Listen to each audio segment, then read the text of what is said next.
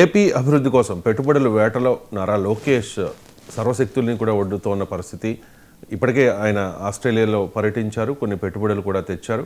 రీసెంట్గా విశాఖలో జరిగిన సిఐఐ గ్లోబల్ సమ్మిట్లో కూడా ఆయన చాలా యాక్టివ్గా పార్టిసిపేట్ చేసి 11 లక్షల కోట్ల రూపాయలు పెట్టుబడులు తెచ్చిన పరిస్థితి.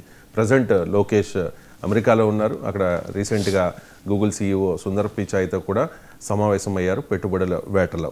ఇక ఒక ప్రశ్న ఇక్కడ రైజ్ అవుతోంది. ఈ పెట్టుబడుల వేటలో చంద్రబాబు నాయుడిని మించి లోకేష్ ఉన్నారు అనే చర్చ పెద్ద ఎత్తున జరుగుతోంది. ఇంత జరుగుతుంటే పవన్ ఎక్కడ అనే ప్రశ్న కూడా లేవనెత్తుతోన్న పరిస్థితి. ఏమంటారు మీరు?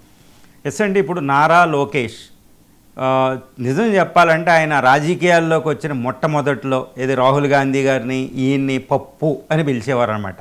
పప్పు, నారా లోకేష్ అంటే పప్పు అనేవారు. కానీ ఆయన ఇప్పుడు కూటమి అధికారంలోకి వచ్చాక రెండోసారి ఆయన మంత్రి, ఇప్పుడు IT HRD మినిస్టర్ అయిన తర్వాత అసలు ఆయన పప్ప సింహమా అన్నట్టు తయారైంది. ఎందుకంటే Vizag $1.5 billion data centre first investment తేవడం అంత ఈజీ కాదు. వైజాగ్ ఎక్కడో ఉంది, IT మ్యాప్లో కూడా కనపడదు ఇండియాలో, వరల్డ్లో. అక్కడ Google data centre, one of the biggest data centre of the world అక్కడ రావడం వెనకాల ఆయన కృషి ఉందండి. తర్వాత ఇప్పుడు పార్ట్నర్షిప్ సమ్మిట్లో నేనే అంటూ చంద్రబాబు నాయుడు గారిని పక్కన పెట్టారా అన్నట్టు కూడా, తండ్రిని పక్కన పెట్టారా అన్నట్టు ఆయన ఇన్వెస్ట్మెంట్ సమ్మిట్ చెప్పి పార్ట్నర్షిప్ సమ్మిట్ ఒక అద్భుతం. ఆల్మోస్ట్ 11 lakh crores $120 బిలియన్ అక్కడ రావడం జరిగింది. అది చాలా పెద్ద అచీవ్మెంట్. ఎందుకంటే తెలంగాణకు వచ్చిన ఇన్వెస్ట్మెంట్తో పోలిస్తే ఎన్ని రెట్లు అక్కడ మనం చూడవచ్చు. హైదరాబాద్ని మించిన పెట్టుబడి గుర్తుపెట్టుకోవాలి. ఇప్పుడు ఆంధ్రప్రదేశ్ హైదరాబాద్తో పోలిస్తే ఆంధ్రప్రదేశ్ పరిస్థితి మనకు తెలుసు. ఇలాంటి స్థితిలో ఏపీకి అన్ని ఇన్వెస్ట్మెంట్స్ గ్లోబల్ లెవెల్ కంపెనీలు. ఇప్పుడు యునైటెడ్ స్టేట్స్ ఆఫ్ అమెరికా ఆయన వెళ్ళి రీసెంట్గా ఆయన ఆస్ట్రేలియా వెళ్ళడం, తర్వాత ఇప్పుడు యునైటెడ్ స్టేట్స్ ఆఫ్ అమెరికా వెళ్ళి అక్కడ శాన్ ఫ్రాన్సిస్కో సిలికాన్ వ్యాలీలో ద వరల్డ్స్ లార్జెస్ట్ ఫార్చ్యూన్ 500 కంపెనీల్లో టాప్ మోస్ట్ కంపెనీలైన దట్టు వరల్డ్ ఎమర్జింగ్ టెక్నాలజీకి ప్రాతినిధ్యం వహిస్తున్న గూగుల్ CEO, అదేవిధంగా మైక్రోసాఫ్ట్ సత్యనాదెండ్ల సుందర్ పిచాయ్ని కలవడం, తర్వాత నివిదా లాంటి కంపెనీలని, AI డీప్ టెక్, అదేవిధంగా టాప్ మోస్ట్ కంపెనీలు, న్యూ టెక్ అనమాట, వీటన్నిటిని ఇటు ఆంధ్రప్రదేశ్ తీసుకొచ్చి ఈ వైజాగ్ అమరావతిని గ్లోబల్ సిటీలుగా చేయాలి అనే ఆయన తాపత్రయం అనేది వర్క్లో మనకు కనిపిస్తూ ఉందండి.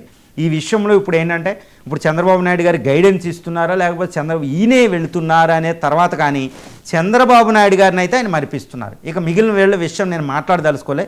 చంద్రబాబు నాయుడు గారిని మరిపించి ఇటు అమరావతి, వైజాగ్ ఈ సిటీల్ని గ్లోబల్ సిటీలుగా చేయడానికి ఆయనకి వెళ్తున్నారు. ఇప్పుడు ఆయనకు ఒకటే పేరు వచ్చింది, ఎక్కడో పప్పు అంటే ఈ ట్రాన్స్ఫార్మ్డ్ ఫ్రమ్ ది పప్పు, ద సోకాల్డ్ ఎవరెవరో పిలిచేవారు.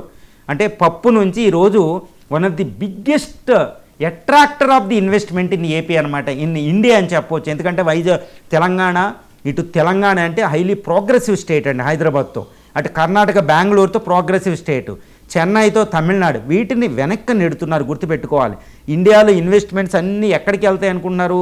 ఢిల్లీ, నోయిడా అక్కడికి, లేదా ముంబై, గుజరాత్, తమిళనాడు, కర్ణాటక, హైదరాబాద్. ఇప్పుడు ఈ ఇన్వెస్ట్మెంట్ మ్యాప్లో టాప్ పొజిషన్కి ఏపీ రావడం జరిగింది.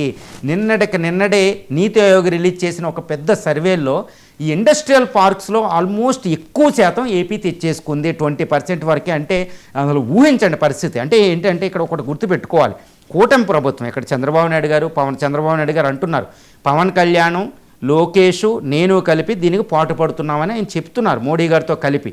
ఇక్కడ చాలా జాగ్రత్తగా మనం గమనించుకోవాలి. ఇప్పుడు పవన్ కళ్యాణ్ గారు వెనకాల ఉండవచ్చు, చంద్రబాబు నాయుడు గారు పక్కన ఉండవచ్చు, కానీ లోకేష్ అనే వ్యక్తి కనపడవచ్చు. కానీ కూటమి ప్రభుత్వాన్ని విజయం అని చెప్పుకుందాం. ఈ కూటమిలో కూడా లోకేష్ గారు ముందు వరుసలో ఉన్నారు. అక్కడ double engine growth rate, Modi ప్రభుత్వాన్ని ఎలా వాడాలో అలా వాడుతున్నారు, పెట్టుబడుల్ని ఎలా తేవాలో అలా తీస్తున్నారు. ఎందుకంటే అక్కడ కేంద్రం రాష్ట్రం కలిసి ఉన్నాయి కాబట్టి దాన్ని ఉపయోగించుకుంటే పెట్టుబడులు ఎలా రావాలో వస్తున్నాయి. తర్వాత యునైటెడ్ స్టేట్స్ ఆఫ్ అమెరికా అంటే ఇప్పుడు మనం వ్యతిరేకించవచ్చు, కానీ అక్కడే ఇన్వెస్ట్మెంట్ కెపాసిటీ ఉంటుంది. అక్కడ ప్రవాసాంధ్రులు ఉన్నారు, వాళ్ళందరినీ, తర్వాత NRI ఇండియన్స్ని ఇక్కడ కలిసి దుబాయ్ లాంటి ప్రాంతాలు, అంటే ఇన్వెస్ట్మెంట్ ఎక్కువ ఉన్న ఆస్ట్రేలియా, తర్వాత జపాను, ఈ దుబాయ్ గల్ఫ్ ప్రాంతం, United states of America, Europe, ఈ ప్రాంతాలు, ఈ కంట్రీ విజిట్స్ని గమనిద్దాం. ఈ విజిట్స్ వెళ్ళి ఇన్వెస్ట్మెంట్ తేవడం, ఈ విషయంలో మాత్రం it's credit goes to Lokesh అండి, నారా లోకేష్ గారు.